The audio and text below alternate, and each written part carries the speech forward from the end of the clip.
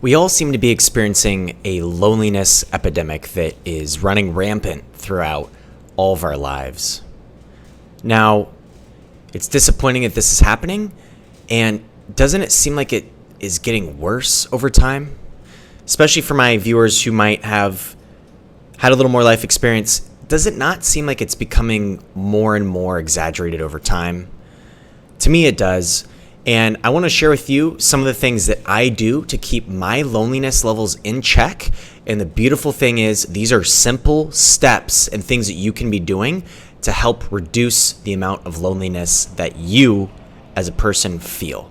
And they're nothing crazy. So the first thing that I do is I limit my social media usage and presence. Now, I don't have a personal Facebook account. Now it's Meta, right? And I don't have an Instagram account. I don't have TikTok. I don't have all these other outlets.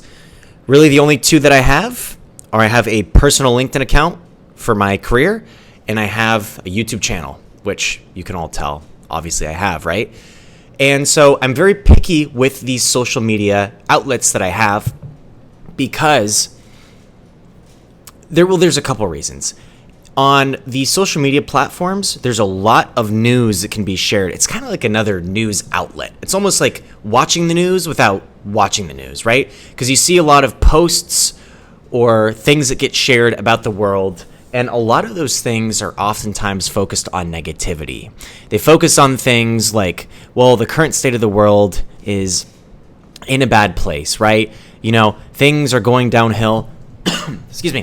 Things are going downhill quickly, and we're all doomed, right? And when we see that, whether it's watching the news on television, reading it in the newspaper, or getting it from our social media outlets, that does not help to improve our feelings of belonging in the world and just where the world is headed. So that is one big reason. The second reason why I limit my social media usage is just because it's a very sneaky thing. When you see people posting pictures or posting videos about how great their lives are, that can make you feel inadequate about where you're at in your life.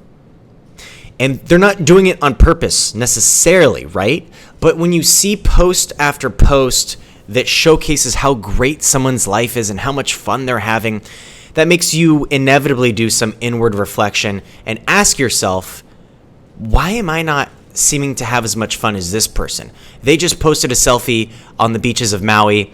They just posted the recent family vacation they were on in Bali. They just posted this and that. Well, they just got engaged. They just got married. And that makes us concerned about where we are at, whether we like to admit it or not. And even if we think that it doesn't, if you see enough of it, it's a subconscious thing that you might be doing where you're comparing yourself to other people. And if you really want to see how someone is doing in their life, pick up the phone and give them a phone call and see how they're doing and talk to them about everything that's going on in their life. Don't just look at a post on Meta or Instagram or TikTok, because people paint themselves in the best way that they can on social media, and they're not going to be telling you, at least they're going to be a lot less likely to tell you about all the bad things that are going on in their lives. And that's just the reality of the situation. So that's the first very big thing that I have done to limit the amount of loneliness that I feel in my life. And it has proven to be super huge and super successful in my life. And at first, when I deleted those accounts, back at this point, over 5 years ago, I had people asking me, why did you delete it was still Facebook then, why did you delete your Facebook account? Why did you delete your Instagram? And when I told them, they were surprised. There might have been a little bit of, wow, that's kind of weird that you deleted that. And I don't want to say like I'm some trendsetter over here doing things before they're cool, but really there's been a push in the last few years especially to limit or eliminate altogether recreational social media usage, because we're starting to find that rates of loneliness are increasing as a result of constantly being on these social media platforms. Now, the second thing that I really limit to control my feelings of loneliness. And I touched on this with social media because it's really another news outlet, but watching the news. So, and reading the news as well. I really don't do it. And you might be worried that you're going to become quickly misinformed on what's going on in the world. But with the biggest things that are going on, you're going to hear about it anyways. You're going to hear your colleagues, you're going to hear your friends, you're going to hear your family members talking about current events that are going on in the world. So the big things you really need to be concerned about, you're going to hear about anyways.